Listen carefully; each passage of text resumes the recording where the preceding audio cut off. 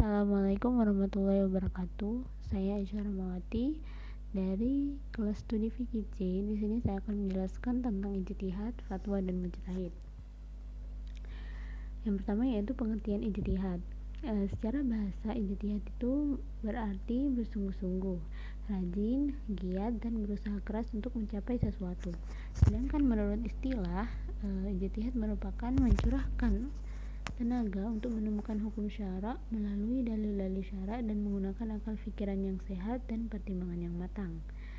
Menurut para ahli, yaitu menurut Imam Suyuti, ijtihad adalah usaha seorang fuqaha untuk menghasilkan hukum Islam yang zoni, sehingga tidak semua orang bisa melakukan ijtihad.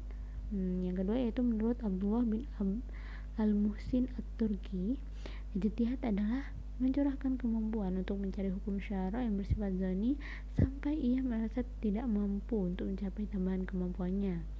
Menurut Muhammad Abu Zahra, ijtihad bukan hanya menggerakkan kemampuan untuk mencari hukum syara atau produk hukum, tetapi juga sebagai upaya untuk menerapkan hukum tersebut agar dapat diamalkan dalam kehidupan masyarakat.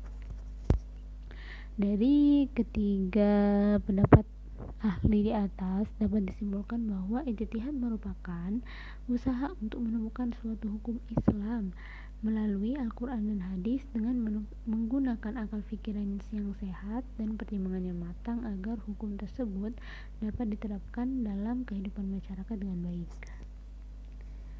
Yang kedua yaitu pengertian fatwa.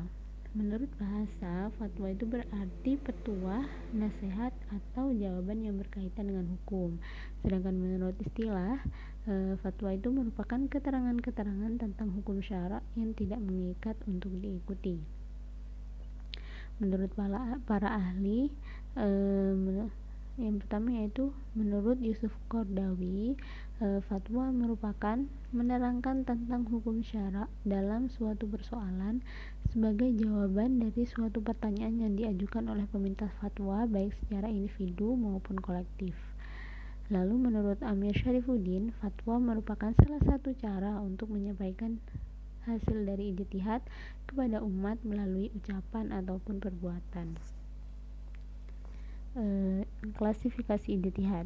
Secara garis besar, ijtihad itu dibagi menjadi dua, yaitu ijtihad fardhi yang merupakan ijtihad yang dilakukan oleh perseorangan atau beberapa orang yang tidak ada keterangan bahwa mujtahid lain menyetujui dalam suatu perkara.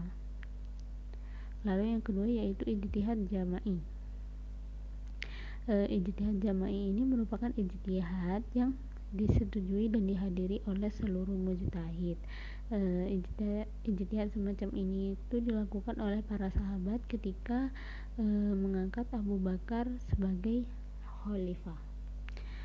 Lalu jika dilihat dari segi bentuk karya ijtihadnya, ijtihad itu dibagi menjadi dua, yaitu ijtihad istinbati, yaitu kegiatan ijtihad yang menggali dan menemukan hukum dari dalil yang telah ditentukan.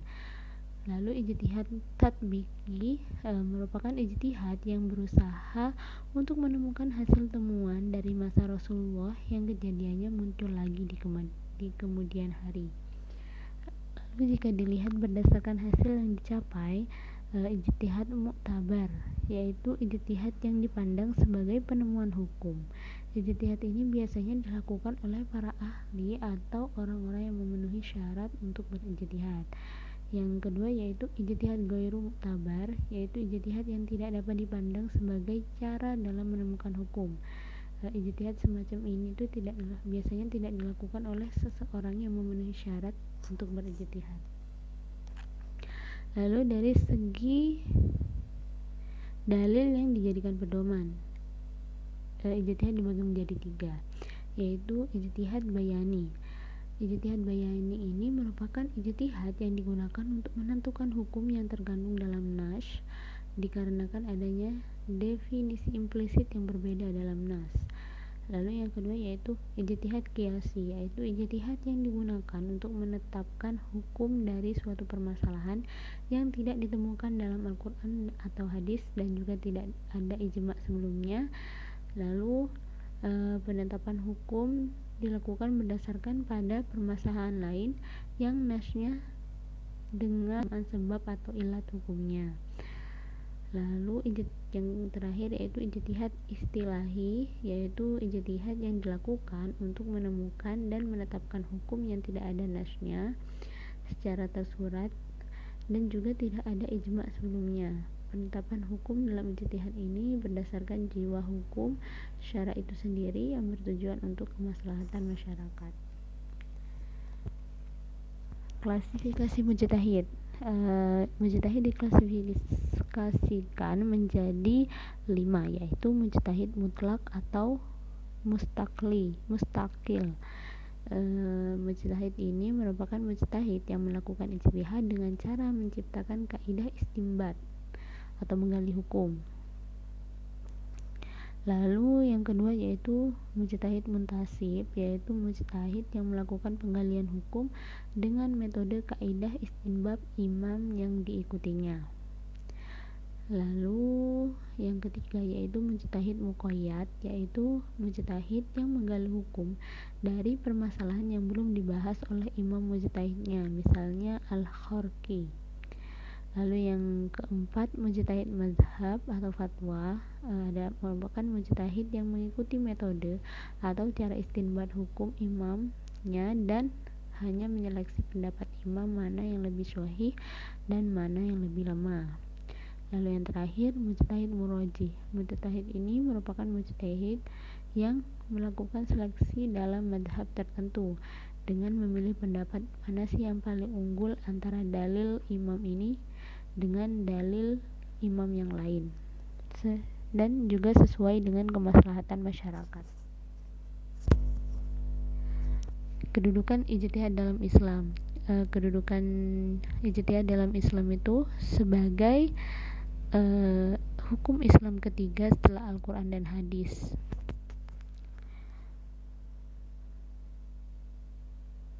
Karena dengan melakukan ijtihad itu akan didapatkan solusi dari sebuah permasalahan yang harus ditetapkan hukumnya.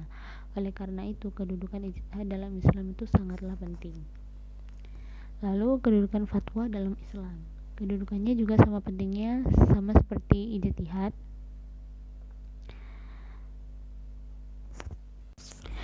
Fatwa dianggap penting karena fatwa merupakan pendapat yang dikemukakan oleh para ahli fikih atau fuqaha tentang suatu hukum, permasalahan baru yang belum ada ketentuan hukumnya secara sekian dari saya. Wassalamualaikum warahmatullahi wabarakatuh.